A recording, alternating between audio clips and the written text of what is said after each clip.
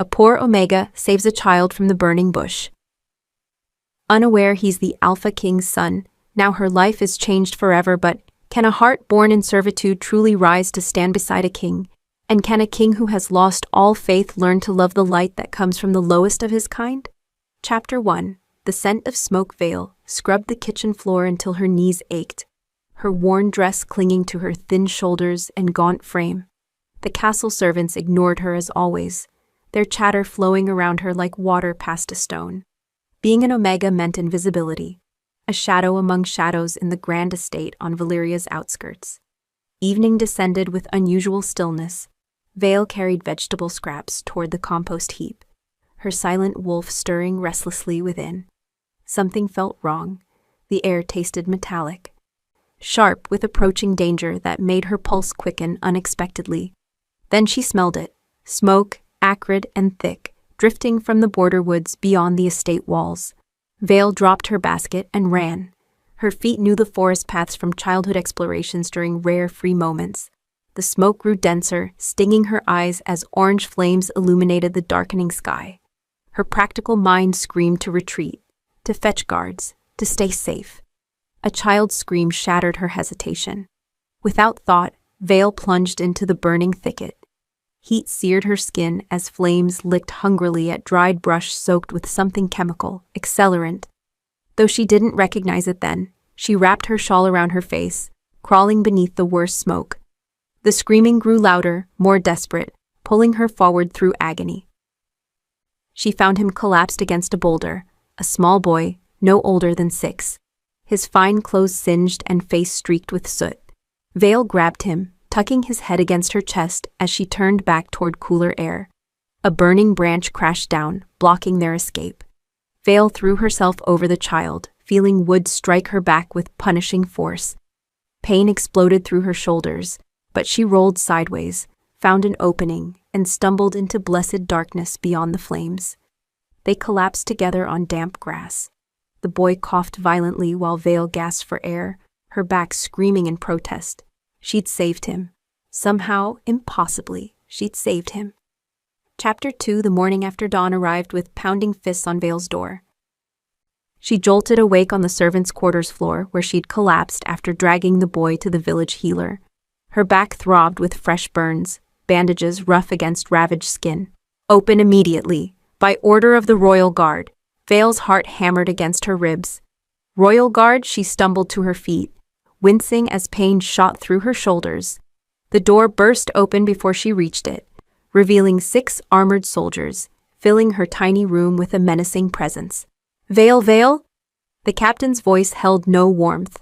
Yes, sir. She kept her eyes lowered, proper Omega deference ingrained through years of survival. You're under arrest for the abduction of Crown Prince Callum. The words made no sense. Prince? The child she'd saved wore fine clothing, certainly, but the heir to the throne? Vale's mind reeled as rough hands seized her arms, dragging her from the quarters while other servants watched with mixtures of shock and satisfaction at her downfall. They threw her into a prison wagon without explanation. The journey to the capital took 3 hours, each jolt sending fresh agony through her burned back. Vale clutched the wooden bench, trying to understand how saving a child had become a crime worthy of royal prosecution. The stronghold loomed ahead, massive and terrifying. Vale had never seen it beyond distant glimpses. Omegas didn't approach such grandeur. Now guards hauled her through servant entrances, down marble corridors that smelled of beeswax and roses, finally stopping before enormous mahogany doors carved with running wolves. The throne room, someone muttered. The doors swung open, revealing a cavernous hall filled with nobles dressed in silk and velvet. Hundreds of eyes turned toward her ragged form. At the far end, elevated on a dais of black stone, sat a massive throne. Upon it lounged the most terrifying man Vale had ever seen. Alpha King Caius Nightshade, the beast of the north, watching her approach with eyes like winter storms. Chapter 3. The prince's recognition. Vale trembled as guards forced her to her knees on cold marble. Every noble eye bore into her thin frame, their disdain palpable. She kept her gaze fixed downward, hardly daring to breathe in the Alpha King's overwhelming presence. His power filled the chamber like pressure before lightning strikes. "This is the Omega?" Caius Nightshade's voice rumbled like distant thunder, deep and utterly commanding. "Yes, sire," the captain replied. "Found with Prince Callum in her possession last night. Claims she rescued him from fire." "Claims?" The word dripped with skepticism. Vale's hands fisted against her thighs. She'd risked everything to save that child, and now faced execution for kindness. Her silent wolf whimpered inside, sensing their doom approaching with terrible certainty. "Bring my son." Footsteps echoed through the vast chamber. Vale didn't dare look up, but she heard the small voice that had screamed in the flames now speaking softly, confused. A nurse held the boy's hand, trying to restrain him as he entered the great hall. Then everything changed. The child, Prince Callum, spotted Vale kneeling on the floor. He made a sound between sob and shout, wrenching free from his nurse with surprising strength. Before anyone could react, he ran across the throne room, his small feet slapping marble in desperate rhythm. "Mama Wolf! Mama Wolf!" The hall fell absolutely silent. Prince Callum threw himself at Vale, tiny arms wrapping around her neck despite her shocked gasp of pain. He buried his face against her shoulder, breathing deeply, and Vale felt the strangest sensation, his scent responding to her presence like recognition coded into his very blood. His young wolf reaching for hers with instinctive trust. "Get away from her!" The king's command boomed through the chamber, but Callum clutched tighter, and Vale instinctively wrapped protective arms around him despite the danger. The child's inner beast, she could sense it now, recognized her somehow, called to her own dormant spirit with innocent certainty that transcended reason or social law. Alpha King Caius rose from his throne, descending the dais with predatory grace. His imposing frame moved with lethal efficiency, every inch the warrior king. Vale caught her breath as he approached. He was even more formidable up close, radiating barely contained violence. His face showed absolute fury mixed with something else, confusion, perhaps even fear. Chapter 4. The Seer's Prophecy. Caius stared at his son clinging to the strange Omega like she was salvation itself. Callum hadn't shown such attachment to anyone since his mother's death 3 years ago.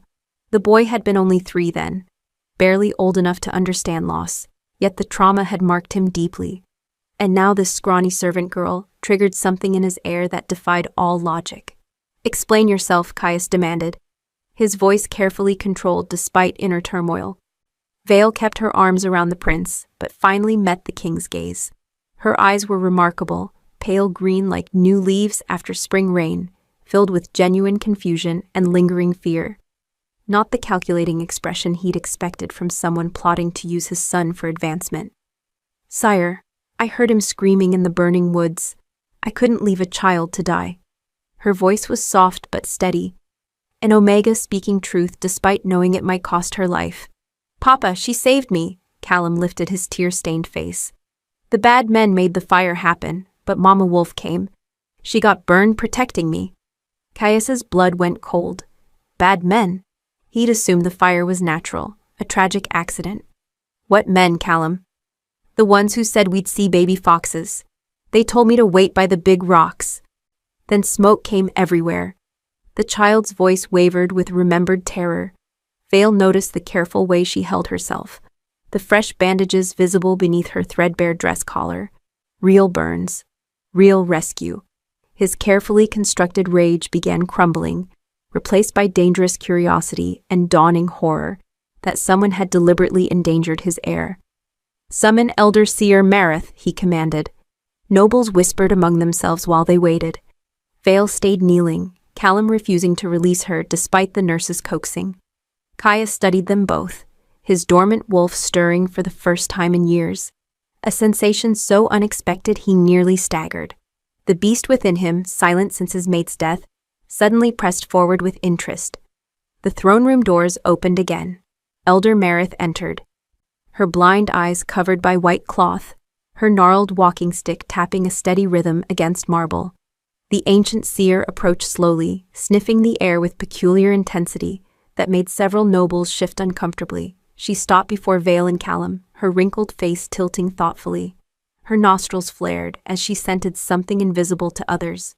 Moonfire, Mareth whispered, her voice carrying through the silent chamber. After a century of darkness, the Moonfire veil returns. Her gnarled hand reached out, touching Vale's bowed head gently. This one carries the ancient bloodline, sire. The girl descends from survivors we believed extinct.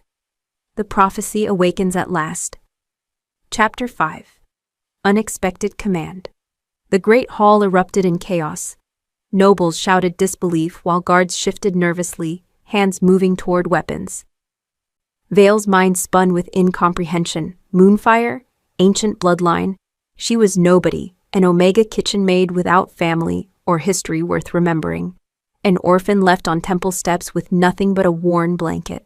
Caius raised one hand, and silence fell instantly. His authority was absolute, terrifying in its quiet intensity. He studied Vale with new calculation, seeing past her worn clothing and submissive posture to something potentially dangerous, or potentially invaluable. The Moonfire veils were exterminated a century ago, he stated flatly, testing Mareth's claim. So history claims, Elder Mareth agreed, her blind face turning toward him with uncanny accuracy. Yet the prince's wolf recognizes what we cannot see. Blood calls to blood, Alpha King.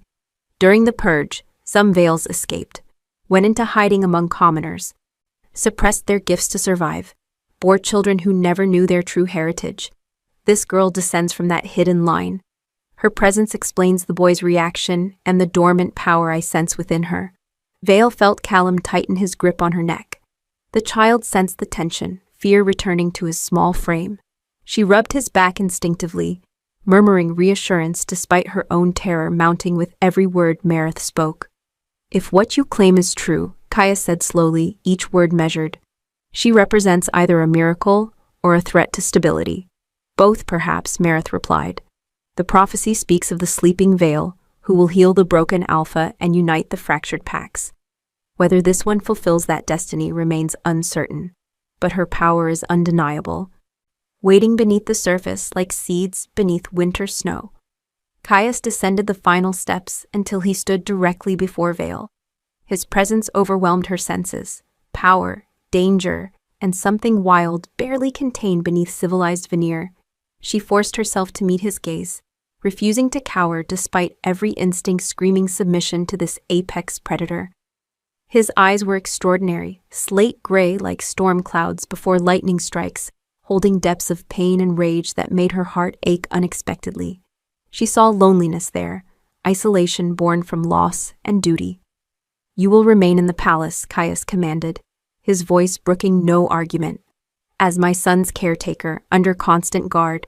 If you attempt to escape or harm him in any way, your death will be slow and extremely public. Understood? Vale nodded, unable to form words. She'd gone from arrest to employment in moments, her entire world reshaping around forces she couldn't comprehend. But at least she wasn't facing execution. Yet. Good. Captain, escort Lady Vale to appropriate chambers. She'll need proper clothing, medical attention, and instruction in court protocols. Caius paused, something flickering in his expression. And investigate the men Callum mentioned. I want every guard questioned about yesterday's security. Someone arrange that fire, and I will know who. Chapter 6. The Servants' Quarters. They assigned Vale chambers near the royal wing, a shocking honor that sparked immediate resentment among castle staff. Her new room was larger than the entire servants' quarters she'd shared with 6 other Omegas, complete with a real bed, private washroom, and window overlooking the rose gardens that stretched toward the city walls. Shona, a kitchen maid Vale recognized from the estate, helped her settle in. The beta girl carried fresh linens with hesitant friendliness, clearly uncertain how to treat someone suddenly elevated beyond their station, yet still fundamentally one of them. They're saying you're cursed, Shona whispered, glancing toward the closed door where guards stood watch. That you used dark magic to bewitch the prince. Vale sank onto the bed's edge, exhaustion finally claiming her. I just pulled him from a fire, nothing more. The nobles don't believe that. High Beta Kieran Ash is particularly vocal about wanting you removed. He's been spreading rumors since this morning, claims you set the fire yourself to gain fame and position. Shona set down the linens, her expression sympathetic. Be careful, Vale. Palace politics are deadly, and you've been thrust into the center without allies or training. People have died for less than what you've accidentally achieved. After Shona left, Vale examined her new prison. Beautiful, yes, but still a cage.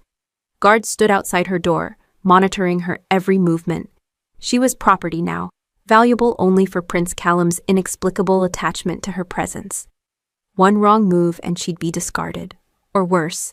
She changed the bandages on her burns with supplies the palace healer had provided, wincing at raw flesh still healing. The pain grounded her, reminded her this wasn't some fever dream born from smoke inhalation.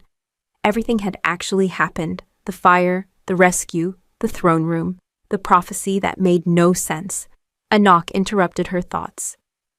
A servant entered carrying a tray of food, real meat, fresh bread, fruit Vale had only glimpsed in market stalls when running errands for the estate kitchen. Her stomach cramped with hunger, but suspicion held her back. Poison was an easy solution to an inconvenient problem. "It's not poisoned," a deep voice said from the doorway. Alpha King Caius filled the entrance, his powerful build somehow more intimidating in the confined space. Vale shot to her feet, bowing quickly despite her aching back protesting the movement. "Sire, I didn't expect—" "Eat," he commanded, gesturing to the tray. "You're no use to my son if you collapse from starvation. And you're far too thin already. You look half-starved." He'd noticed. Vale flushed. Uncomfortable with his attention to her physical state, she forced herself to take a bite of bread. And once she started, hunger overwhelmed caution. She ate carefully, aware of his scrutiny, trying to maintain some dignity. Caius settled into the room's single chair with deceptive casualness, watching her like a predator studies potential prey. "Tell me about your family." Vale swallowed a piece of bread before responding. "I have none, my lord. I was raised in an orphanage attached to the temple, then apprenticed to kitchen service at age 12. That's been my life. Nothing remarkable, no history worth knowing." "No memories of your parents?" "None." Her voice held old grief, carefully contained. "The priestesses said I was left on their doorstep as an infant, wrapped in a blanket with no identifying marks, just another unwanted mouth to feed." Chapter 7. The King's Scrutiny. Caius studied the Omega as she ate with careful bites. Her manners surprisingly refined for someone supposedly raised in poverty. She kept her eyes mostly downcast, aware of his presence, but not cowering. Interesting. Most people couldn't tolerate his proximity without visible trembling. His reputation as the beast of the north usually preceded him, and people reacted accordingly. "Tell me about your wolf," he pressed, watching her reaction. Vale's hands stilled on her plate. "She's been silent since my first shift at 16. I assumed I was defective. That something broke inside me during the transformation. Omegas are already considered lesser. A silent wolf makes me completely worthless in most eyes." The bitterness in those words struck Caius unexpectedly. He'd built his reputation on ruthlessness, on treating Omegas as the lowest caste without question. The social hierarchy existed for reasons: stability, order, clear lines of authority. But this one had risked her life for his son without hesitation, expecting nothing in return. Her courage contradicted everything he believed about her rank. "Yet your wolf warned you about danger earlier. She's not truly silent, merely dormant. There's a difference." Caius leaned forward, his intensity increasing. "Elder Marith believes you have power locked inside you. The Moonfire bloodline was legendary, Vales who could heal, protect, and strengthen their alpha mates beyond normal bonds. If that power sleeps within you, we need to awaken it." "Why?" Vale's jade-colored eyes met his directly, a flash of defiance breaking through her submission. "So you can use me as a weapon? A tool for the crown?" "Yes." Caius saw no point in lying. "But also to protect you. If you carry royal Vale blood, others will try to either control you or eliminate you. The former High Vale line was exterminated precisely because their power threatened certain political factions. Those same factions still exist, though under different names." Vale absorbed this, fear flickering across her delicate features. She was pretty, he realized with surprise. Not the dramatic beauty of noble ladies, but something softer, ethereal almost. The kind of face that could be easily overlooked in a crowd, yet held quiet strength when examined closely. "High Beta Kieran Ash," Vale said slowly. Shona mentioned his name. He wants me gone. Kieran has ambitions that don't align with my son's continued existence, Caius admitted, more candidly than he'd intended. I've suspected him of plotting for months, but had no proof. If he arranged that fire... His hands clenched into fists. I'll tear him apart myself. The raw violence in his voice should have frightened her. Instead, Vale nodded understanding. Callum mentioned men who lured him to the woods with promises of baby foxes. Children don't lie about such things. They have no reason to fabricate details.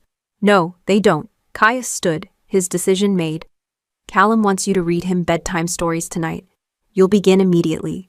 I'll be present to observe how you interact with him, and to ensure his safety, should my instincts about you prove wrong.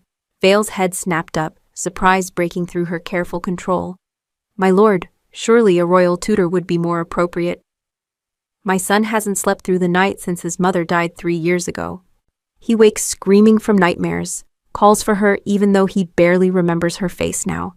If your presence brings him peace, I'll use whatever works. Caius moved toward the door, then paused. Don't mistake this for kindness, Omega. You're a tool, nothing more, a means to an end. But even as he said the words, Caius knew they rang hollow. Something about Vale unsettled him in ways that had nothing to do with politics or prophecy. Chapter 8. Bedtime Stories. That evening, Vale entered Prince Callum's chambers with mounting anxiety. The rooms were magnificent. Hand-painted murals depicting wolf hunts covered the walls in vivid detail, and toys imported from distant kingdoms littered the thick carpets. Callum sat on his enormous bed, dwarfed by silk pillows embroidered with the royal crest in silver thread. His face lit up when he saw her. Mama Wolf, Papa said you'd come. Vale approached slowly, acutely aware of the guards stationed at every door and the king himself, watching from a shadowed corner like a specter. She perched on the bed's edge, accepting the storybook Callum thrust at her with eager hands. This one, the prince demanded, pointing to a tale about brave warriors and distant mountains where dragons supposedly once lived. Vale began reading, her soft voice filling the hushed chamber. Callum leaned against her side, his small body relaxing gradually as she wove the tale of heroes and quests. She could feel his wolf now, young and innocent, reaching toward her own silent spirit with trusting affection that made her heart ache with unexpected tenderness. Halfway through the story, something remarkable happened. Vale's dormant wolf stirred, responding to the child's call with warmth she'd thought lost forever. Not words, but sensation, comfort, protection, belonging. Tears pricked her eyes as that empty place inside her filled with unexpected light. Her wolf wasn't broken, just sleeping, waiting for the right catalyst. From the shadows, Caius watched his son succumb to sleep against the strange Omega's shoulder, peaceful for the first time in 3 years. The boy's nightmares had been relentless, waking screaming for his mother, inconsolable for hours. The royal healers claimed time would heal the trauma, but 3 years had passed with no improvement. Until now. Caius felt his own wolf react to the scene with longing so intense it physically hurt. The bond he'd shared with Callum's mother had been duty. Arranged through politics and pack alliances, he'd cared for her, grieved her death in childbirth, but never felt this pulling sensation, this recognition that something vital was shifting in his carefully ordered world. When Vale finished the story, she carefully extracted herself from Callum's grip, tucking him beneath blankets with maternal gentleness that seemed instinctive rather than learned. She turned to find the king directly behind her, his proximity startling in the dim chamber. He trusts you, Caius observed, his voice rough with emotion he couldn't quite hide. Don't betray that trust. Never, Vale whispered, meaning it with every fiber of her being. I'd die before I let harm come to him. Caius studied her face in the low lamplight, searching for deception. He found only sincerity and fierce protectiveness that reminded him uncomfortably of his own feelings toward his son. Come, we should let him rest. They walked through silent corridors, back toward Vale's chambers. Caius dismissed the guards with a gesture, then followed her inside. Improper, certainly, but he was king. Who would question him? The investigation into the fire has begun, he said, without preamble. 3 guards are unaccounted for from yesterday's roster. Their living quarters were cleaned out, no personal belongings, no forwarding information. Someone paid them to disappear after arranging the accident. Vale sank into her chair, processing this. They tried to murder a 6-year-old child for political gain. What kind of monster does that? The ambitious kind, the desperate kind. Caius's jaw tightened. I've made enemies during my reign, necessary decisions that protected the kingdom but cost certain nobles their power and wealth. Any of them might want revenge through my heir. Or through you, Vale said quietly. Losing Callum would destroy you. That's a more effective weapon than any blade. Their eyes met, and something passed between them, understanding perhaps, recognition of shared purpose. Caius had the unsettling realization that this slip of an Omega saw him more clearly than any noble ever had. Chapter 9. Growing Tensions. 2 weeks passed in strange routine. Vale read to Callum nightly, played with him in the gardens under heavy guard, and slowly earned the prince's complete devotion. He called her Mama Wolf constantly now, the nickname spreading through court like wildfire, and sparking increasing resentment among those who saw her elevation as an insult to proper order. The nobles watched her with barely concealed hostility. High Beta Kieran Ash, a tall man with cold amber eyes and sharp features that might have been handsome without the cruelty in them, led the opposition. His disgust was palpable whenever Vale appeared in public spaces. An Omega playing at motherhood, Kieran sneered during one council meeting Vale inadvertently interrupted while searching for Callum.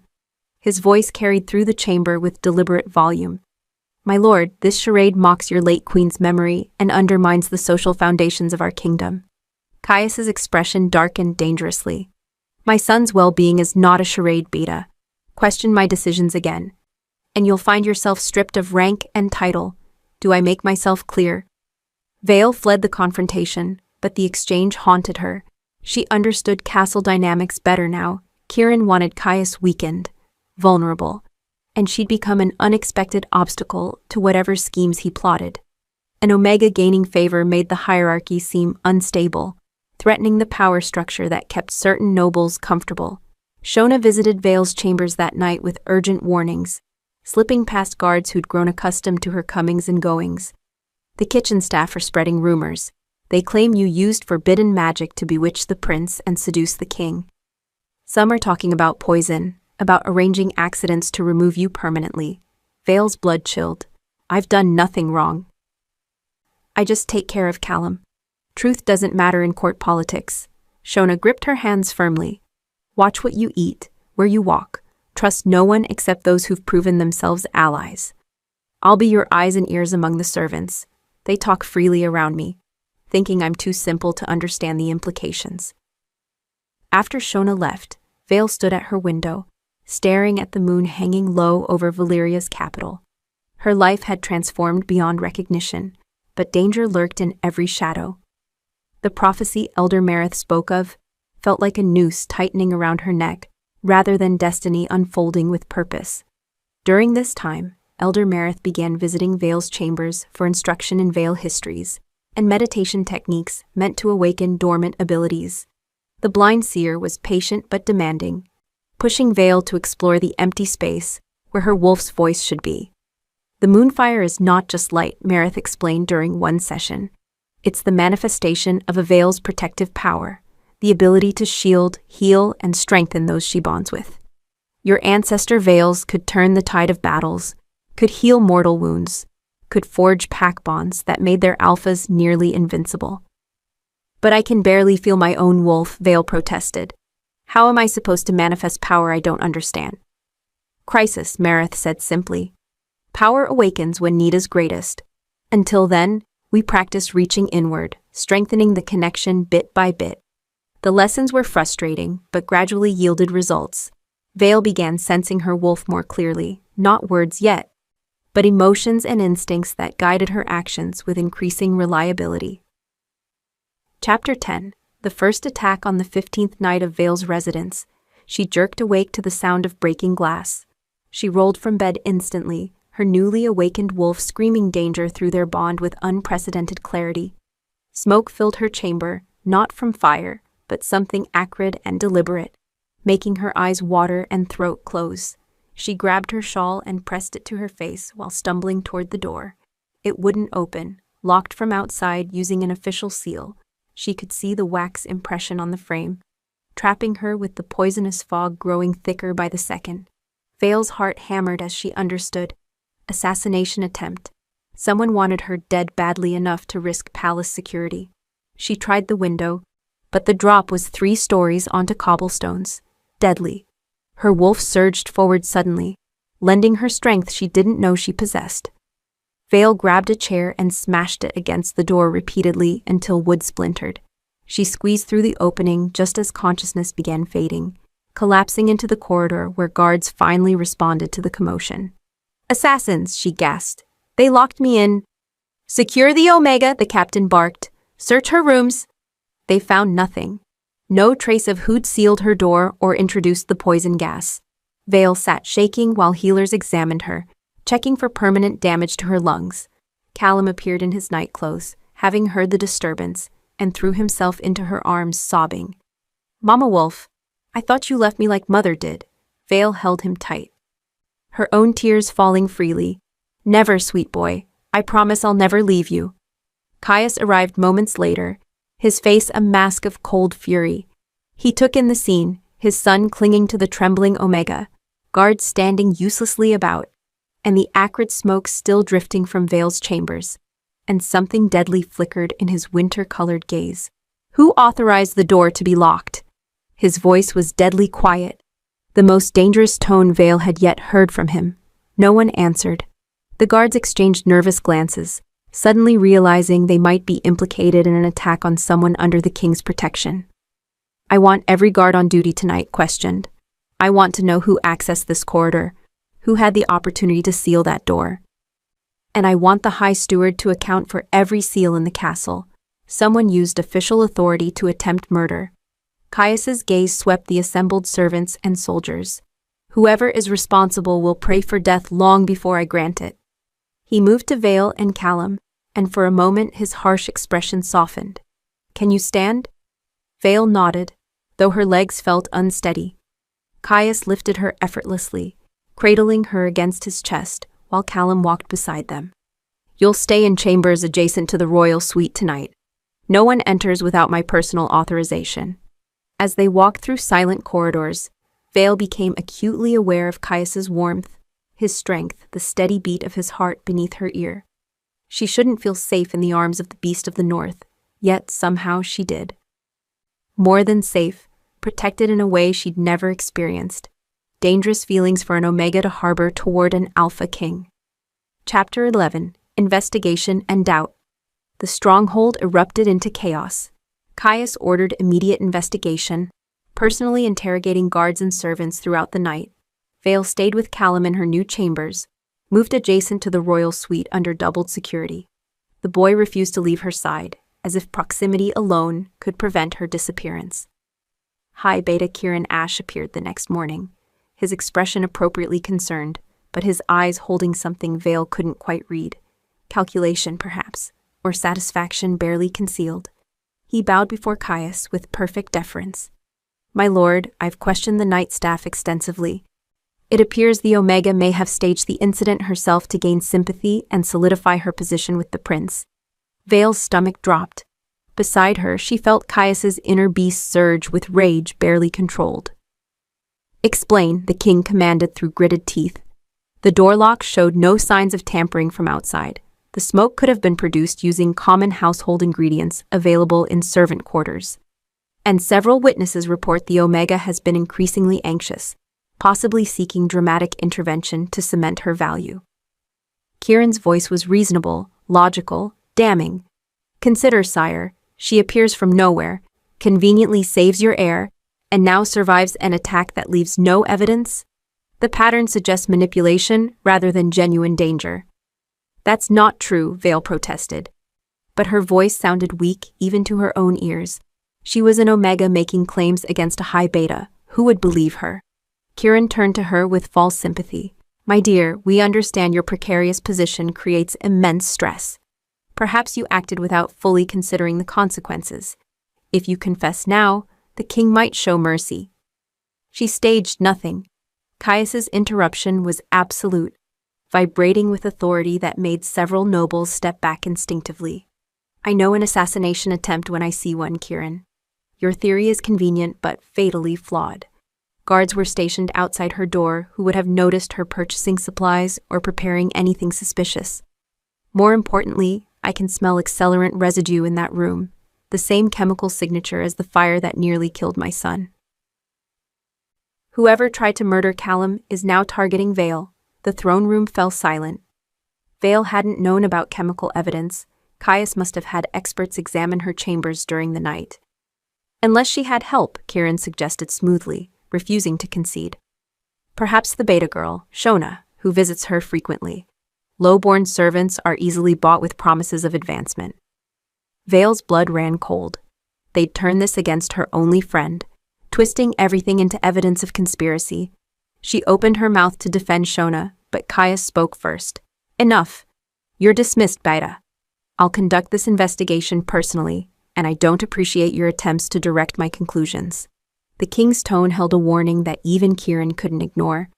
After the high beta left, Caius studied Vale with disturbing intensity. Tell me everything about your friendship with Shona. Leave nothing out. Vale explained her limited friendship, Shona's kindness, her warnings about castle dangers, nothing remotely suspicious.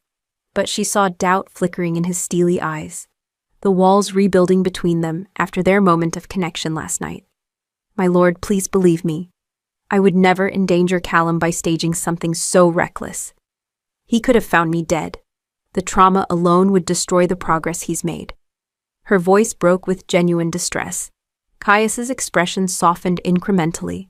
I want to believe you, Vale, but as king, I must consider all possibilities. If someone is manipulating you, using your attachment to my son for darker purposes, I need to know. No one is manipulating me. Frustration gave Vale boldness she'd normally suppress. I'm not some helpless pawn. Yes, I'm an Omega, but I have a mind and will of my own. I saved Callum because it was right, not because someone told me to, and I've grown to care for him genuinely. Politics and prophecies be damned. The outburst left her breathing hard, expecting punishment for such disrespect to the crown. Instead, Caius smiled, a real smile that transformed his harsh features into something heartbreakingly handsome, almost boyish despite his 30 years. There, he said softly, something like approval warming his voice. That's the fire I suspected lurked beneath your submissive exterior. The Moonfire showing itself in spirit, if not yet in manifestation. Vale blinked, confused by the sudden shift. Sire? I've been testing you, watching for cracks in your story, for signs of deception under pressure. You've maintained the same truth consistently, even when frightened and cornered. That tells me more than any investigation could.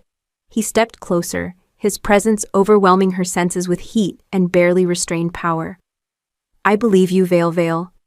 Someone wants you gone, which means you've become important to my enemies. That makes you valuable to me, and worth protecting. Relief flooded through Vale so intensely she swayed. Caius caught her elbow, steadying her with surprising gentleness. His touch sent heat through her arm, awakening sensations she'd never experienced. Their eyes met and held, something unspoken crackling between them like lightning before a storm, dangerous, electric, impossible to ignore. The moment shattered when Callum burst through the door, breaking free from his nurse again with the determination only 6-year-olds possess. Papa, is Mama Wolf staying? Tell me she's staying. Caius lifted his son, settling Callum on his hip with practiced ease. The fierce king transformed into an attentive father, the contrast striking and somehow more attractive than his commanding presence. Vale watched them together, her heart doing strange things in her chest. Chapter 12. The Royal Decree. Mama Wolf is staying, Caius assured Callum, his voice gentling in ways Vale suspected few people ever witnessed. But I'm making changes to keep her safe. He set the boy down and called for his steward. Prepare a royal decree. As of today, Vale is formally recognized as Prince Callum's guardian, with all rights and protections that status entails. Anyone who harms her will be tried for attacking a member of the royal household. The steward's eyes widened, but he bowed quickly. Yes, my lord, I'll have the documents prepared immediately. Vale couldn't breathe. Guardian? That was a noble title, reserved for family or highest-ranking officials. It meant income, status, legal protection. Everything an Omega could never dream of achieving. It meant she was no longer invisible. My lord, I cannot possibly accept. It's not a request. Caius's tone brooked no argument. You'll also receive appropriate chambers, though you may keep these if you prefer the proximity to Callum. A clothing allowance, personal guards of your choosing, and formal instruction in court protocols. Elder Seer Marith will continue training you in Vale histories and abilities. If you truly carry the Moonfire bloodline, it's time we unlocked whatever power sleeps within you, for your protection as much as anything else.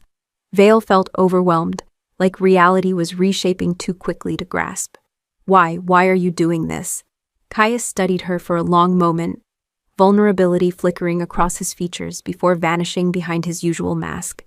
Because my son loves you, because you saved his life without hesitation or thought of reward, and because... He paused, seeming to wrestle with words. Because I'm beginning to suspect the prophecy Elder Marith spoke may be more than superstition.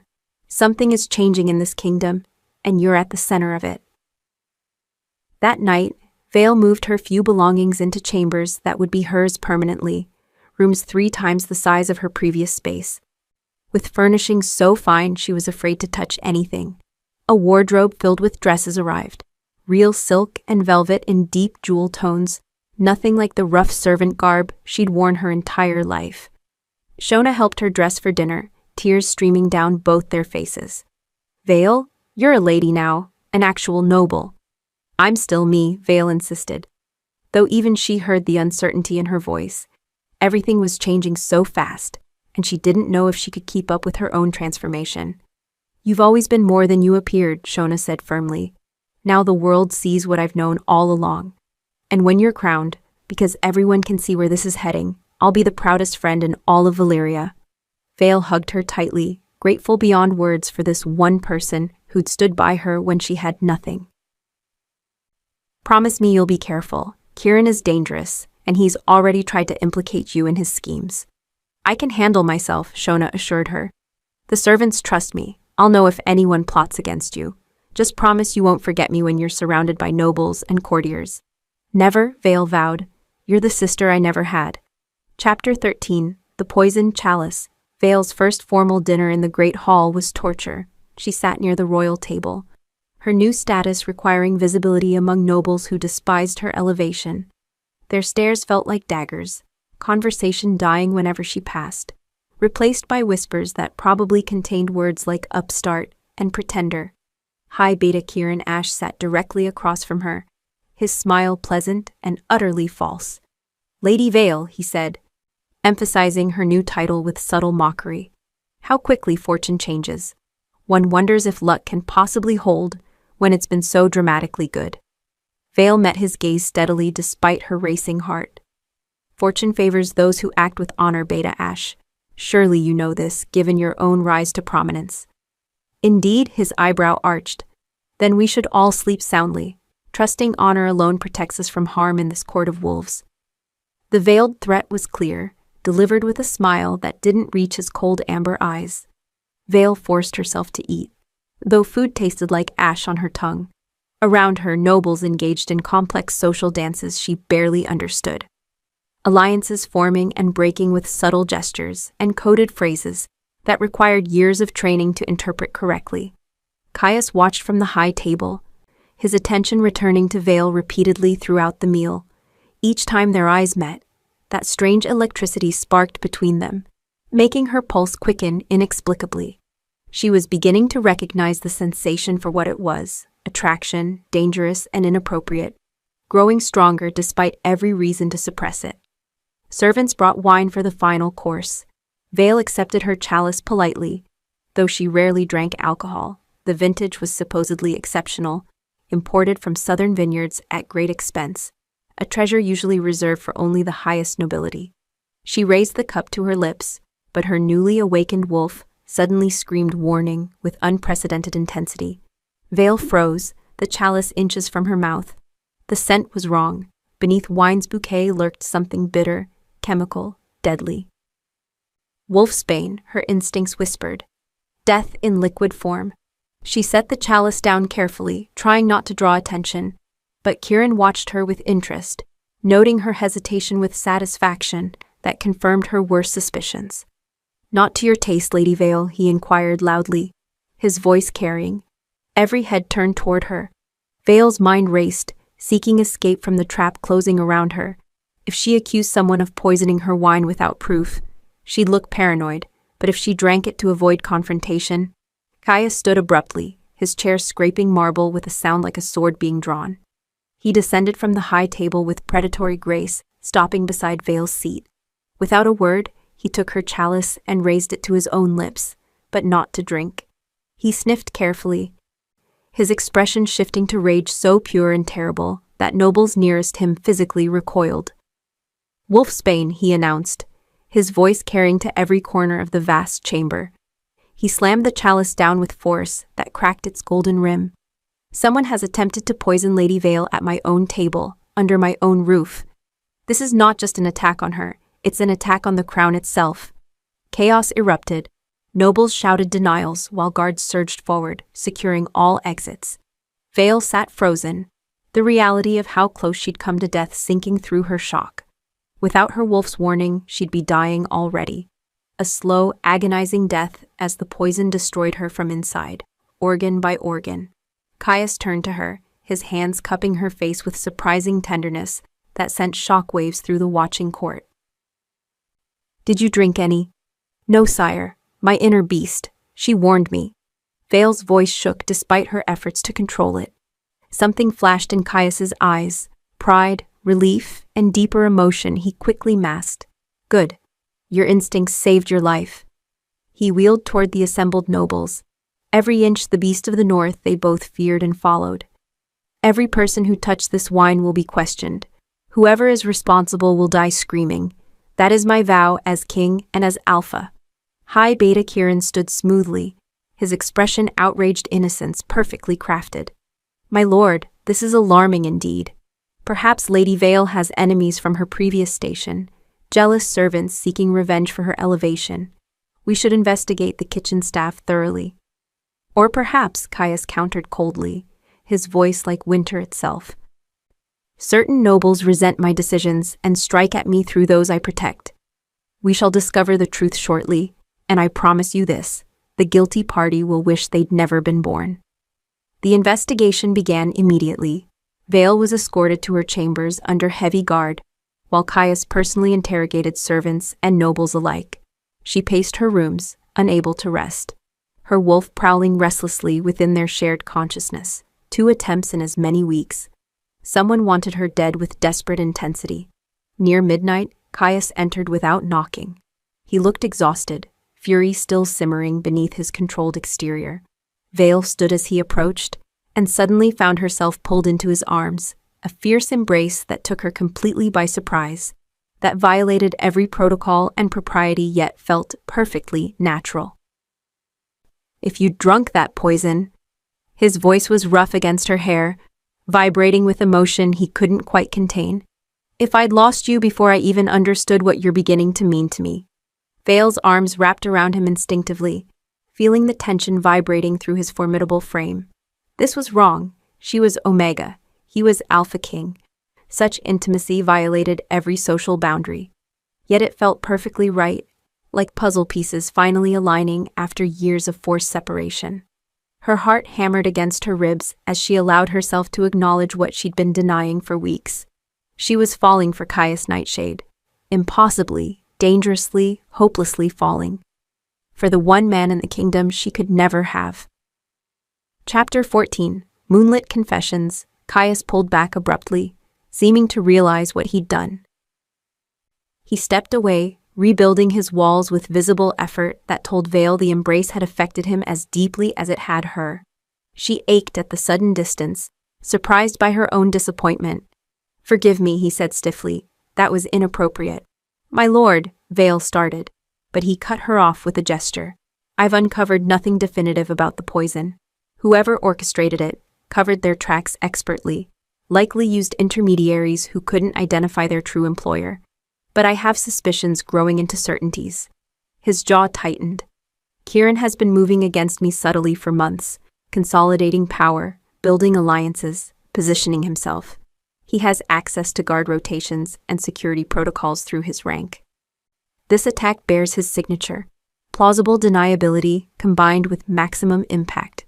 Vale gathered courage to speak what she'd been thinking. If he wants me dead so badly, perhaps I should leave. Remove myself as an obstacle to whatever he's planning. Disappear before more people get hurt because of me. No.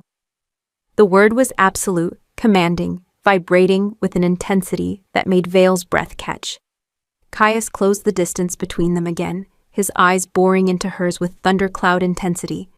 You will not flee. I will not allow Kieran or anyone else to drive you away through intimidation and violence. Not when you're finally awakening into what you're meant to be. But Callum needs you desperately. His nightmares have stopped. His appetite has returned. He's laughing again, all because of you. Caius's hand rose to cup her cheek, his touch sending electricity through her entire body. And He paused, struggling with the admission. I need you to stay. Vale's breath caught. The intensity in his gaze spoke of more than political strategy or his son's well-being. She saw desire there, carefully restrained but undeniable, raw longing that mirrored her own impossible feelings. Sire, you barely know me, You're not just anything, Caius interrupted, his thumb tracing her lower lip with devastating gentleness. You're brave, compassionate, and stronger than you realize. You awaken things in me I thought died with my first mate. Things I swore never to feel again because they hurt too much to lose. His forehead lowered to rest against hers, an intimate gesture that stole Vale's breath. I love you, he whispered, the words seeming torn from somewhere deep inside. I didn't want to, tried to fight it, but love cares nothing for my resistance. You see me, not the crown or the title, but the man beneath. The broken man still grieving, still afraid to hope. That's a gift beyond price. Tears streamed down Vale's face. I love you too. I tried to deny it, thought it was impossible, convinced myself I was being foolish. But the heart wants what it wants, and mine wants you. Then let fate have its way, Caius murmured, though his words carried weight beyond simple acceptance. Be my Vale, my queen, my mate. Help me raise Callum and heal this fractured kingdom. Together, we can build something better than what came before. I know it's fast. I know there will be opposition. But Vale rose on her toes to close the remaining distance between them, pressing her lips to his in a kiss that silenced his words. It was her first kiss, inexperienced and tentative, but Caius responded with gentle passion that made her entire world narrow to this moment, this connection. When they finally pulled apart, both were breathing hard. And then Vale felt it, a snap like lightning striking, a spiritual link forming between them with almost audible force. Power surged through her body as silver light suddenly blazed from her skin, the Moonfire manifesting at last.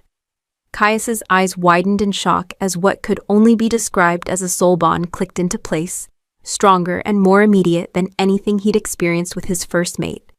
His own inner beast surged to full consciousness after years of dormancy, recognizing Vale as his true mate, despite all logic and social convention. The connection, he breathed, awe and terror warring in his expression. It's formed. You're my true mate. But even as he said it, Vale saw the realization dawn on his face, the political nightmare this would create, the impossible situation they now faced, and her heart, so recently filled with joy, began to crack with understanding of what must come next. Chapter 15. The Impossible Choice. They stood frozen in the aftermath of their spiritual joining, silver light gradually fading from their skin, but the link between them burning brighter than ever. Vale could feel Caius now, every emotion, every thought, the wall of denial blocking what bound them even as longing fought against duty. This complicates everything, Caius said hoarsely. Stepping back through the movement clearly pained him. If the court learns an Omega is my true mate, they'll revolt. The laws explicitly forbid such pairings.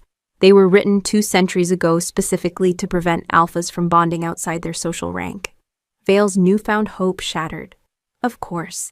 Even fate's design couldn't overcome centuries of prejudice and rigid social structure. She was still nothing, still powerless despite the miracle linking their souls. "Then we pretend it never happened," she forced herself to say, though the words felt like self-mutilation. "We ignore what binds us and continue as we were. I'll remain Callum's guardian, nothing more." "Can you?" Caius's eyes bore into hers with desperate intensity. "Can you feel this burning between us and simply pretend it doesn't exist?" "Because I don't think I possess that strength, Vale. For the first time in 3 years, I feel alive again, complete. And you're asking me to deny that?" "I'm asking you to protect your throne and your son." Vale's voice rose with emotion she could no longer contain. "If acknowledging our link costs you the crown, Callum becomes vulnerable to people like Kieran.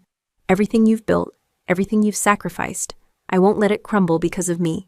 They stared at each other across an impossible divide, love and duty warring with equal ferocity. Then a sound shattered the moment, Prince Callum's scream, high-pitched and terrified, coming from his chambers just down the corridor. Both Vale and Caius bolted toward the sound, guards scrambling to follow. They burst into Callum's room to find him sitting up in bed, sobbing hysterically while his nurse tried uselessly to comfort him. But when he saw Vale and Caius enter together, the boy's cries ceased immediately. "Mama Wolf, Papa, you're glowing!" His small voice held wonder rather than fear. Vale looked down at herself, shocked to see faint silver light still emanating from her skin. The Moonfire responding to Callum's distress, ready to protect. Caius glowed too, his light darker silver that complemented her radiance perfectly. The nurse gasped, backing away with awe and fear. "The prophecy," she breathed, falling to her knees. The broken Alpha and the sleeping Vale, united at last. And Vale knew, with sinking certainty, that their secret would be impossible to keep. By morning, news of the Moonfire manifestation had spread throughout the castle like wildfire. Vale found herself summoned to the throne room alongside Caius, facing the assembled court with mounting dread. She could feel their judgment, their outrage, the barely contained fury of nobles who saw their world order crumbling. High Beta Kieran stood at the forefront, his expression triumphant despite attempting sympathy. This was exactly what he'd wanted. Evidence to turn the court against both her and Caius. "My lord," Kieran began, his voice carrying through the vast chamber. "We must discuss these troubling developments. The Omega has clearly bewitched you through forbidden magic. For your own protection and the kingdom's stability, she must be removed immediately and permanently." Murmurs of agreement rippled through the nobles. Vale stood straight despite her terror, refusing to cower before their judgment. Beside her, Caius radiated barely controlled rage that made the air itself feel heavy. "Lady Vale has bewitched no one," Caius stated coldly, his alpha authority making several nobles step back instinctively. "The Moonfire is an ancient gift of the Vale bloodline, not dark magic. Its manifestation confirms Elder Merith's prophecy. Vale descends from the royal line, thought exterminated. She is exactly what she appears to be, the sleeping Vale, awakened at last." "Even so," Kieran pressed, sensing victory within reach. "The laws are clear and absolute. Omegas cannot bond with Alpha rulers. Such pairings are forbidden precisely because they destabilize pack hierarchy and create succession crises. If you formed a soul bond with this girl, you must either reject her formally or abdicate your throne. Those are the only options that preserve our social order." The ultimatum hung in the air like a death sentence. Vale felt Caius's anguish through their link, the impossible choice between duty and destiny, between his son's future and his own heart's desire. She made her decision quickly, knowing what she had to do. "I reject the connection." The words burned like acid, tearing through her soul with physical agony that made her gasp. Vale collapsed to her knees as their spiritual link strained against her rejection, fighting her decision with every fiber of its being. But she forced herself to continue, each word ripping pieces from her heart. "I reject Alpha King Caius Nightshade as my mate. I sever what binds us willingly and completely. He is released from any obligation to me, free to rule as he sees fit." The formal words came from somewhere, perhaps from Elder Merith's teachings about Vale history and rituals. "No," Caius roared, moving toward her, But Elder Marith's voice stopped him.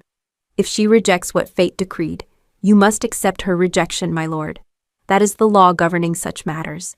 The ancient seer had appeared in the throne room's entrance, her blind face turned toward Vale with something like approval mixed with profound sadness. The girl sacrifices herself for the kingdom's good, noble if short-sighted. Vale couldn't breathe through the pain. Rejecting one's true mate was like cutting out half your soul. Survival was possible, but the wound never truly healed. She felt Caius's agony through their rapidly fraying link and knew he was suffering equally. I accept your rejection, Caius forced himself to say, each word seeming to age him years. Vale is no longer my mate. Our connection is severed. As he spoke the words, Vale felt the link between them stretch and snap. Not completely broken, true mate bonds could never be entirely destroyed, but damaged beyond normal function. Silver light flared painfully bright around them both, then died. The throne room slowly relaxed. Kieran's smile was victorious, confirming everything Vale had suspected about his involvement. He'd orchestrated this entire situation to weaken Caius, to force him to reject his true mate and lose the power their joining would have provided. But Elder Marith wasn't finished. She raised her staff, tapping it against marble 3 times with resonant force. The link may be rejected, but the prophecy remains unfulfilled. You cannot escape destiny through legal maneuvering, Alpha King. What are you babbling about, old woman? Kieran demanded with characteristic rudeness.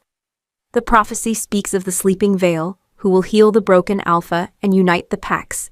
It says nothing about mate bonds or legal marriages, only that she will stand beside him when darkness falls, when betrayal strikes from within. Marith turned her blind face toward Kieran with unsettling accuracy. Tell me, High Beta, who benefits most from keeping the Alpha King broken and isolated? Who gains power when the throne is weakened? Kieran's expression shifted, calculation replacing triumph. Careful, seer. You're implying treason without evidence. Am I? Marith smiled coldly. Then explain why traces of your scent linger in the corridor outside Vale's chambers the night of the poisoned smoke. Why your personal seal was used to lock her door, though you claim to have been elsewhere. Why the wine she nearly drank was poured from a decanter kept in your private quarters. The throne room erupted in chaos as nobles shouted questions and accusations. Kieran's hand moved toward his sword, but royal guards surrounded him instantly, their weapons drawn. His carefully crafted mask of civility cracked, revealing fury and calculation beneath. You prove nothing, he snarled at Marith. Seals can be stolen, scents can be planted by those who wish to frame me. Then explain the fire, Vale said softly, rising to her feet despite lingering pain from the rejected bond. All eyes turned to her. The one that nearly killed Prince Callum. I've been thinking about that night constantly. The fire wasn't random. Someone lured Callum into those woods deliberately with promises of baby foxes, created a trap using accelerants, expecting him to die. Someone who had access to royal schedules and guard rotations. Caius's eyes widened with terrible understanding. You tried to murder my son, to eliminate the heir and seize the throne during the chaos of succession. And suddenly all the pieces fell into place, every attack, every scheme, pointing back to the man standing in the center of the throne room with guards closing in around him. Kieran laughed, the sound harsh and unhinged, all pretense finally abandoned. Your precious heir, spawned by a weak mate who died birthing him. Yes, I arranged the fire. I lured the boy to the woods with my men, promised him adventure and baby foxes to see. We created a natural-looking fire using accelerants hidden in the brush. The prince was supposed to burn, a tragic accident during an evening walk. How was I to know some insignificant Omega would play hero and ruin everything? Gasps echoed through the chamber. Guards tightened their circle around Kieran, who seemed past caring about consequences, now that his plot had unraveled completely.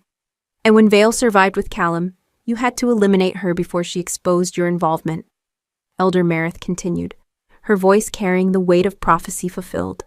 The poisoned smoke, the wine, you were willing to risk palace security and commit multiple murders to achieve your ambitions. She ruined everything, Kieran shouted, his composure finally shattering. Years of planning, of positioning myself, of eliminating rivals, all destroyed by one worthless Omega. And then you, he spat at Caius. You elevated her, protected her, formed a soul bond with her. She's nothing, less than nothing. Caius moved so fast Vale barely tracked the motion. One moment Kieran stood surrounded by guards. The next he was pinned against the wall by Caius's hand around his throat, feet dangling above the floor as the Alpha King's fury finally broke free. She saved my son when you tried to murder him, Caius growled, his voice more wolf than man. She sacrificed her own happiness to protect my throne from your schemes. She is worth 100 of you, Kieran. 1,000. My lord, Elder Merith cautioned gently. He must stand trial according to law. Justice demands proper process. Even for traitors. Caius released Kieran, letting him drop to the floor, gasping and clutching his throat. Trial, then execution. Take him to the dungeons, and search his quarters. I want evidence of every conspiracy, every ally, every plan. We're going to root out this corruption completely. As guards dragged the former High Beta away, still cursing and threatening, Caius turned to Vale. Despite their rejected bond, his eyes held everything he couldn't say, love, regret, longing that mirrored her own devastated heart. You saved us all again, he said quietly, for her ears alone. Your courage exposed the traitor threatening my kingdom. Vale could barely speak through her emotional turmoil and the phantom pain of their severed connection. I did what was necessary, for Callum's sake. Only for Callum? Caius stepped closer, his voice dropping to intimate levels despite their audience. The question hung between them, heavy with meaning. Before Vale could answer, Prince Callum himself burst into the throne room, having somehow evaded his guards. He ran straight to Vale, throwing his arms around her waist while glaring at his father with childish fury that would have been amusing under different circumstances. Papa's being foolish, Callum declared, his voice carrying through the hushed throne room. Everyone knows Mama Wolf is your mate. The moon goddess chose her for us. You can't just pretend she's wrong. Chapter 16. The child's wisdom and the final battle nobles shifted uncomfortably at the child's outburst. Vale tried to quiet him, but Callum pulled away, planting himself between his father and Vale with surprising determination for someone so small. I don't care about silly laws, the prince continued, his young voice ringing with conviction. Mother's gone, and I'm sad about that. But Mama Wolf makes the sadness smaller. She makes Papa smile again. I've seen it. Why is everyone trying to take her away when she makes us happy? Caius knelt before his son, his harsh features softening in ways few ever witnessed. Callum, the laws exist for important reasons. Stability, tradition, social order. But you're the king, Callum interrupted with perfect 6-year-old logic. You make the laws, so change them. Make new ones that let you keep Mama Wolf. That's what kings do. They fix things that are broken. The simple perspective of a child's mind cuts through political complexity with devastating clarity. Vale watched Caius process his son's words. Seeing the moment understanding clicked into place behind his thundercloud eyes, Caius stood slowly, turning to face his assembled court with renewed determination. My son is correct. I am king, and the laws serve the kingdom, not the reverse. If traditions actively harm us, they must evolve or be discarded. Murmurs of alarm rippled through the nobles, like wind through wheat. Elder Merith, however, began to smile with satisfaction. The law forbidding Omega Alpha bonds was instituted 2 centuries ago, Caius continued, his voice growing stronger with each word. The reasoning was that such pairings destabilized pack hierarchy and created succession crises. But what actually destabilizes us? Rigid adherence to rules that prevent the moon goddess's own design from manifesting. Rules that weaken us when we need strength most. He walked to Vale, taking her hands despite gasps from watching nobles. The touch sent electricity through her damaged soul, the severed link crying out for reconnection. Vale saved my son's life at risk of her own. She exposed a traitor plotting against the crown when others would have remained silent. She awakened powers thought lost for a century, proving she descends from the royal Vale bloodline our ancestors tried to exterminate out of fear. Caius's grip on her hands tightened. By what logic is she considered lesser, simply because she manifested as Omega? The moon goddess doesn't make mistakes. If she chose Vale as my true mate, who are we to reject her judgment? My lord, one of the elder nobles protested weakly. If you overturn this law, chaos will follow. Every Omega will demand equality. Every Alpha will claim divine right to mate whomever they choose. Good, Caius interrupted flatly, his tone brooking no argument. Let them. The moon goddess clearly cares nothing for our artificial hierarchies. Who are we to countermand her judgment? I've seen what happens when we ignore divine will. Kingdoms fall, pacts fragment, darkness spreads. We've been weakening ourselves for generations by suppressing the very gifts that made us strong. He raised Vale's hands, displaying them to the assembled court. I'm issuing a royal proclamation today. The law forbidding Omega Alpha matings is declared null and void, replaced with new legislation recognizing mate bonds as superseding social rank. The moon goddess's will takes precedence over human prejudice. This is my decree as Alpha King, and it is final. The throne room erupted in controversy, some nobles shouting support, others protesting the upheaval of centuries of tradition. Caius let them argue among themselves, his attention solely on Vale. I cannot force you to accept the bond again, he said softly, for her ears alone. You rejected it to save my throne, and I honor that sacrifice. But I'm removing the reason you felt you had to.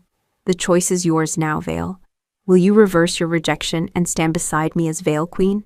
Or do you wish to remain as you are, Callum's guardian, valued but separate? Vale's heart pounded. Through their damaged link, she could feel Caius's hope and fear warring, and could sense how much her answer meant to him. Around them, nobles continued their heated debate, but Vale barely heard them. She thought of Callum, who deserved to grow up surrounded by love rather than duty and cold tradition. She thought of the prophecy Elder Mareth spoke of, the sleeping Vale who would heal the broken Alpha and unite the packs. She thought of the impossible love burning in her chest despite the pain of rejection, despite every logical reason to protect herself from further hurt. Maybe she'd been running from destiny instead of toward it. I reversed my rejection, Vale whispered, her voice gaining strength as she spoke. I accept the soul bond with Alpha King Caius Nightshade.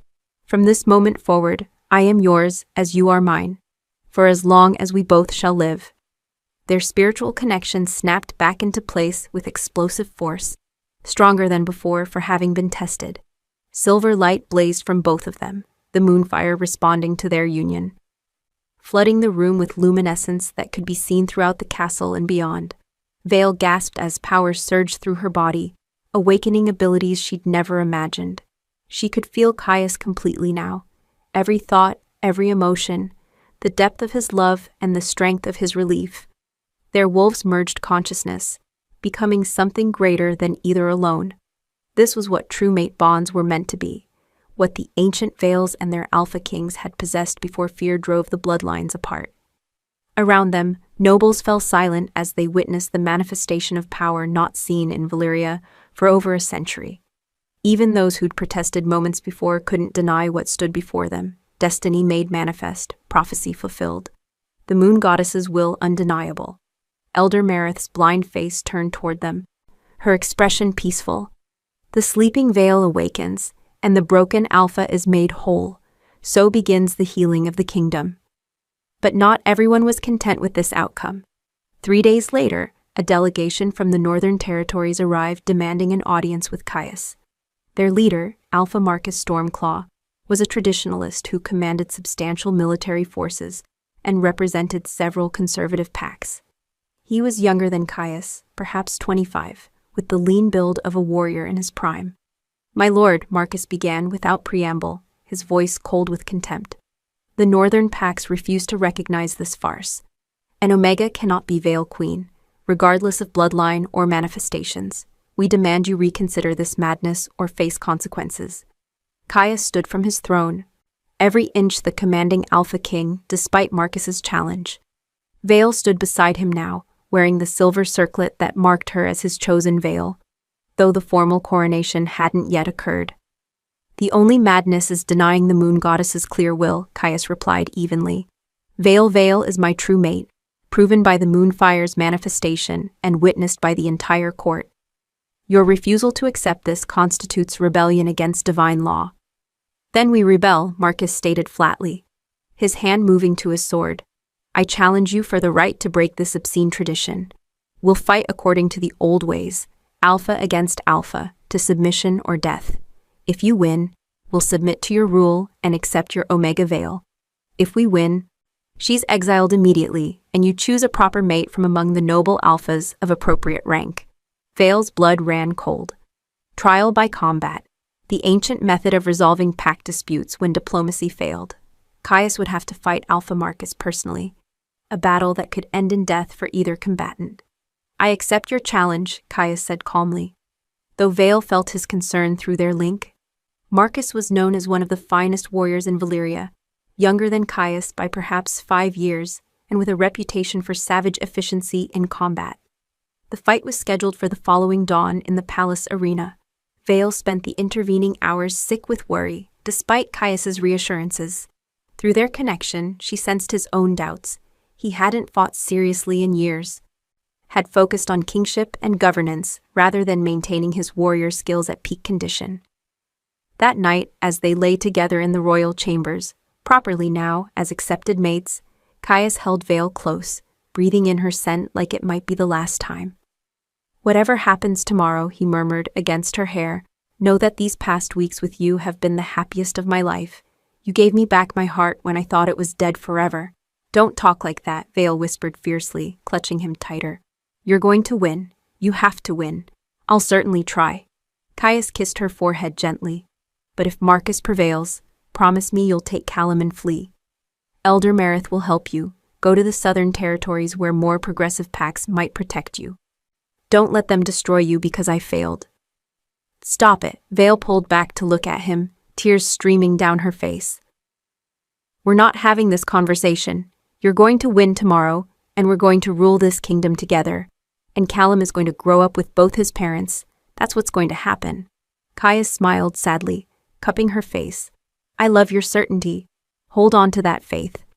Vale silenced him with a kiss, pouring all her love and desperate hope through their bond. They made love that night with tender desperation, each touch precious, because the future was so uncertain. When dawn came, Vale dressed in the silver and blue of the royal veil, formal attire that proclaimed her status despite the challenge. She sat in the royal box with Callum, both wearing brave faces while terror churned inside them. The arena filled with witnesses from across the kingdom, nobles, common pack members, representatives from distant territories. All had come to see if the Alpha King would maintain his controversial decision or fall to traditional challengers. Caius and Marcus entered the arena from opposite sides, both stripped to the waist, their muscular forms gleaming in early sunlight. They circled each other warily before shifting, 2 massive wolves, one dark gray and one pure white, meeting in the center with bone-jarring impact that made the crowd gasp. The battle was brutal from the first moment. Marcus fought with savage precision, his youth giving him advantage in speed and stamina. Caius matched him with experience and fury born from defending everything he loved, but Vale could feel him tiring through their link. Blood stained both wolves' fur, and each clash seemed to drain Caius further. When Marcus landed a particularly vicious bite to Caius's shoulder, nearly bringing him down, something broke in Vale. Her moonfire surged without conscious direction, silver light blazing from her body with blinding intensity. She felt herself moving, not physically, but spiritually, her power flowing through their connection directly into Caius, like water through a dam break. This was what Elder Mareth had meant about Vale powers, the ability to strengthen her alpha, to heal and protect through their bond. Ancient Vales had turned the tide of battles this way, and had made their mates nearly invincible through shared power. Caius's wolf suddenly blazed with matching silver light. His wounds began healing with supernatural speed, and new strength flooded his limbs like lightning through his veins. When he launched his next attack, it carried the combined force of both their spirits. Vale's ancient Vale power merged with his alpha dominance into something greater than either alone. Marcus never stood a chance once Vale's power activated fully. Within minutes of the Moonfire manifestation, the white wolf lay on his back in the arena sand, throat exposed in submission, while Caius stood over him in clear victory. The arena erupted in cheers and shocked exclamations. Vale collapsed back into her seat, drained but triumphant. Callum threw his arms around her, laughing with pure joy. "You saved Papa again, Mama Wolf. You're the best." In the arena, Caius shifted back to human form, accepting Marcus's verbal submission with grace, despite the violence of their combat. "Will you accept my veil now?" he demanded, his voice carrying to every corner of the arena. Marcus also shifted and, kneeling, bowed his head in defeat. "I accept. Your veil has proven herself. Her power is undeniable, what binds you absolutely. The northern pacts will recognize her claim."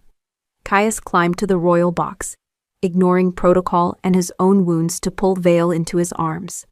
Through their link, she felt his love, pride, and awe at what she'd accomplished. "My Vale," he whispered against her hair for only her to hear. "My salvation, my strength, my everything." 3 days later, they completed the formal mating ceremony before the assembled kingdom. Vale wore a gown of silver silk that seemed to capture moonlight itself, the fabric flowing around her form. She was beginning to fill out under proper care, her gaunt frame slowly regaining health. Caius stood beside her in formal black embroidered with the royal crest in silver thread, looking every inch the powerful king he was. When they spoke their vows and completed the ritual marking, Caius's teeth gentle but firm on her neck, her own mark placed over his heart, the moonfire blazed around them like a benediction from the moon goddess herself. Every wolf present felt the power of their union, the rightness that transcended mortal law. Prince Callum stood between them throughout the ceremony, holding both their hands, his smile bright enough to rival the sun. The family was finally complete. Broken pieces made whole through love, sacrifice, and unwavering faith in destiny. As Vale took her place on the Vale's throne beside her mate, looking out over the kingdom she would help heal and guide. She caught sight of Shona standing in the royal box among honored guests. Her friend wore the blue and silver of a royal lady-in-waiting, a position Vale had insisted upon immediately after accepting her crown. Shona dabbed at tears of joy, and Vale caught her eye across the crowd, sharing a smile that needed no words. From kitchen maid to queen, from servant to lady, both had risen beyond what their births promised. Vale reflected on the impossible journey from invisible Omega to Queen Vale. She'd found family, purpose, and love beyond imagining. She'd discovered strength she never knew she possessed, had awakened powers that would help reshape Valyria into something better than what came before. The common Omegas in the crowd looked at her with hope. If Vale could rise from nothing to everything, perhaps they too might transcend the limitations society had placed upon them. Change was coming to the kingdom, carried on silver light and the courage of one Omega, who'd simply done what was right. But even in this moment of triumph, danger lurked. Beyond the castle walls, hidden among the celebrating crowds, a young woman watched with burning eyes. She had Marcus Stormclaw's sharp features and the same white blonde hair. This was his daughter, clutching a piece of the broken silver spear used in the combat. She'd been promised power and position by the northern traditionalists, who supported the old ways and traditional hierarchy, betting on her father's victory. Now her father knelt before an Omega Queen, had accepted Vale's rule, had abandoned his daughter's ambitions for power. Rage and jealousy consumed her as she watched the moonfire blaze around the newly crowned Vale. Her whisper drifted into the wind, a promise and a threat. "The moonfire belongs to me now. I'll take what should have been mine, and when I'm done, they'll all remember why Omegas were never meant to rule." The next saga begins, the rise of a rival Vale, and the battle to protect everything Vale and Caius had built together. But that is a story for another time. For now, in this moment, Vale stood beside her mate and her son, wearing the crown she'd never sought but had earned 1,000 times over. The sleeping Vale had awakened at last, and Valyria would never be the same.